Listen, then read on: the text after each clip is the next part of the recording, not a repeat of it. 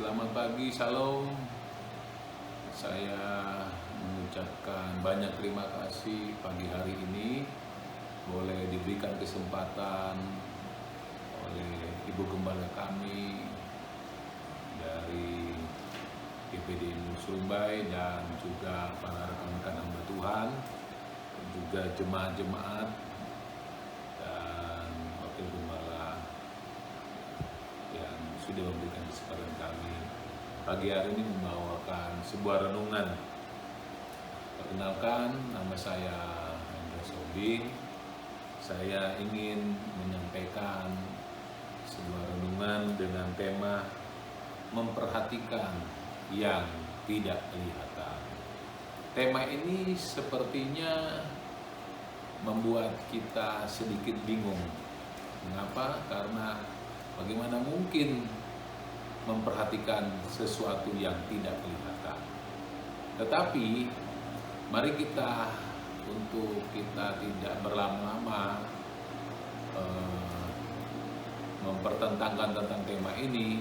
Mari kita lihat di ayat pokok kita di dalam 2 Korintus pasal yang keempat ayat 18.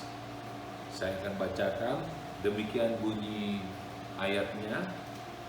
Dalam 2 Korintus 4 ayat 18 berkata, sebab kami tidak memperhatikan yang kelihatan, melainkan yang tak kelihatan. Karena yang kelihatan adalah sementara, sedangkan yang tak kelihatan adalah kekal. Suratan 2 Korintus ini ditulis oleh Rasul Paulus. Tentunya ditujukan kepada jemaat-jemaat yang ada di Korintus. Nah, saudara-saudara yang kasih dalam Tuhan, mengapa Paulus menuliskan kepada jemaat di Korintus dalam 2 Korintus pasal yang keempat ayat 18 berkata, sebab kami tidak memperhatikan yang kelihatan, melainkan yang tak kelihatan. Karena yang kelihatan adalah sementara, sedangkan yang tak kelihatan yang kekal. Karena Paulus sedang melihat keadaan jemaat-jemaat di Korintus yang saat itu sedang menghadapi yaitu banyaknya tekanan-tekanan, banyaknya ujian-ujian, dan banyaknya situasi-situasi yang mencekam. Makanya di dalam 2 Korintus pasal 4 mulai dari ayat 16, 17, 18 judulnya di sana, jangan tawar hati juga waktu menghadapi maut. Hari-hari ini kita menghadapi situasi yang mencekam, situasi yang membuat kita ada yang takut, ada yang khawatir, ada yang bingung. Kenapa? Karena kita hidup di masa new normal, yaitu masa pandemi, di mana kita harus membiasakan dengan situasi pandemi ini.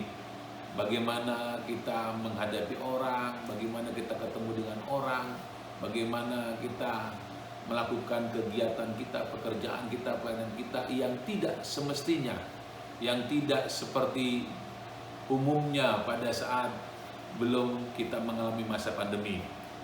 Tetapi di sini kita melihat bahwa Paulus ingin mengatakan dalam 2 Korintus pasal 4 ayat yang ke-18 dikatakan di sana memperhatikan yang tidak kelihatan.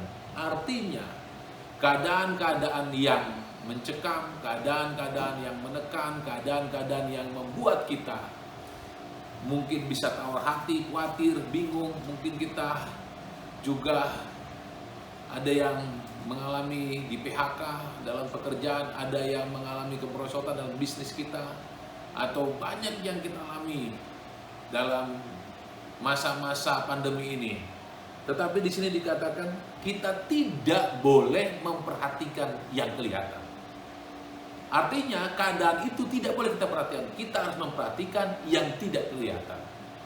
Bahwa di situasi yang genting ini, situasi yang begitu mencekam, situasi yang begitu sulit ini, secara ekonomi, secara hubungan antar manusia, yang tadinya kita bisa bersalam-salaman, kita bisa berkomunikasi, berbicara tanpa masker, lalu sekarang harus dibatasi dengan masker, lalu dibatasi dengan protokol kesehatan.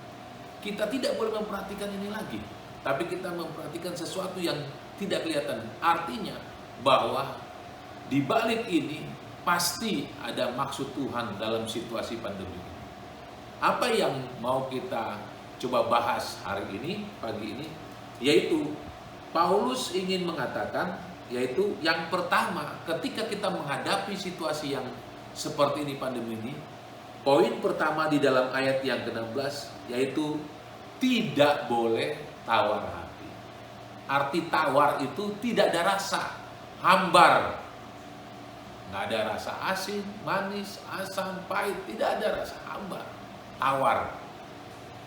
Kalau kita memasak, mungkin bagi ibu-ibu, sesuatu masakan sayur atau ikan, lalu dia tidak ada rasa pedas, tidak ada rasa manis, tidak ada asam, tidak ada rasa asin, atau tidak ada rasa yang lain. Dan kalau masakan itu hambar, biasanya jarang sekali orang yang memakannya, kecuali ada memang penyakit-penyakit tertentu yang memang dilarang untuk makan yang mempunyai rasa, harus hambar. Nah, poin pertama tadi dikatakan tidak boleh tawar hati. Karena kita tahu situasi ini sedang melatih kita untuk melihat sesuatu yang tidak kelihatan. Di mana yang tidak kelihatan itu adalah bagian Allah. Allah di dalam Yesus Kristus sedang berkarya, bekerja untuk menggenapi seluruh kebenaran firman Tuhan. Bukankah kita harusnya tidak boleh kaget, tidak boleh tawar hati? Kenapa? Karena sudah dikatakan bahwa pada zaman akhir akan terjadi masa yang sukar. Bagi setiap kita orang percaya, kita harus sadar bahwa 2000 tahun yang lalu bahwa Allah sudah memberi firman supaya setiap orang percaya membaca Alkitab dan mengetahuinya. Karena dikatakan dalam ayat itu, ketahuilah pada zaman akhir akan terjadi masa yang sukar. Artinya bahwa Allah sedang berkarya menggenapi firman-Nya. Memang kita hidup sekarang di zaman akhir. Kita akan mengalami masa yang sukar, tetapi kita tidak boleh tawar hati. Karena kita harus memperhatikan yang tidak kelihatan, di mana Allah akan bekerja, melakukan bagiannya untuk menolong kita, melakukan bagiannya untuk mengadakan mujizat. Apa yang tidak pernah terpikir oleh kita, apa yang tidak pernah timbul dalam hati kita, justru itu yang Tuhan sediakan bagi kita. Poin yang kedua adalah, yaitu di dalam ayat yang ke-17 dikatakan sebab penderitaan ringan yang sekarang ini. 2 Korintus 4 ayat 17. Jadi artinya penderitaan-penderitaan, kesulitan-kesulitan yang kita alami, ini adalah sesuatu yang ringan. Mengapa dikatakan ayat ini bilang ringan? Karena ketika kita belajar berharap kepada Tuhan, mengandalkan Tuhan, maka apa yang terjadi? Kita menganggap penderitaan yang kita alami bahwa dulu pun orang-orang percaya sebelum kita sudah mengalami masa yang sukar, situasi yang sulit seperti itu. Kalau dulu ada perang dunia pertama, perang dunia kedua mencekam. Dulu sebelum negara kita merdeka, seperti hari ini kita peringati, yaitu hari kemerdekaan 17 Agustus, di mana negara kita 76 tahun sudah merdeka.